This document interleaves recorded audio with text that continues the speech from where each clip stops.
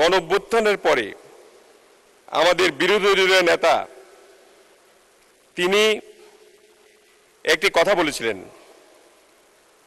এই গণঅভ্যুত্থানের পরে আমাদের সাথে তিনি বলেছিলেন এই আন্দোলনের সম্পর্কে, আমাদের সাথে এই আন্দোলনের প্রধান নায়ক, আমি তাকে বিশেষভাবে ধন্যবাদ জানাচ্ছি, জনাব তারেক রহমান আজকে সংযুক্ত হয়েছেন। তিনি দূরে থেকেও জাতিকে আমি বলবো অত্যন্ত বুদ্ধিভিত্তিকভাবে এবং সফলভাবে নেতৃত্ব দিয়েছেন।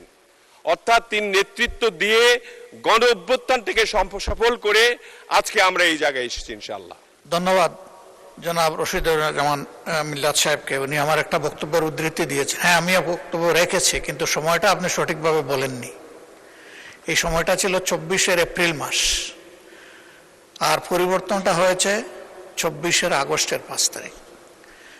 আগস্টের 5 তারিখের পরে আমার এই বক্তব্য না। ওই সময় যাদের নেতৃত্বে এই অভ্যুত্থান সফল হয়েছে, আমার মনে হয় আমরা সবাই অন্তর থেকে তাদেরকে সম্মান করি, ভালোবাসি। তাদের এই জায়গাটা ঠিক রাখতে হবে। এমনকি ডক্টর ইউনূস আমেরিকায় গিয়ে একজনকে তিনি মাস্টার মাইন্ড বলেছিলেন। আমি সেই ব্যক্তি প্রথমে প্রতিবাদ করে বলেছি, এই আন্দোলনের একক কোনো মাস্টার মাইন্ড আমরা মানি না।